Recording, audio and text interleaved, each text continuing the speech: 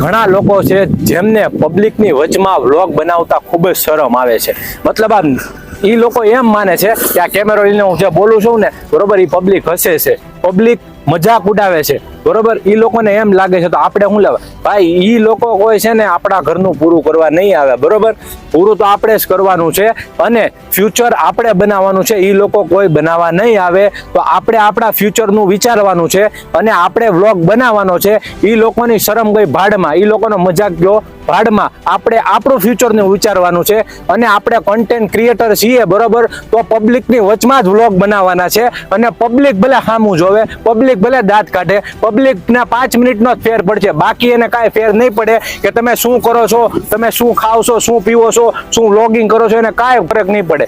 પણ તમારામાં એ કલા હશે, તમારામાં એ હુનર હશે તો એ લોકો તમારી સામે સેલ્ફી પડાવવા આવશે. પણ એ ક્યારે આવશે? એ લેવલમાં અપ થાશો ત્યારે.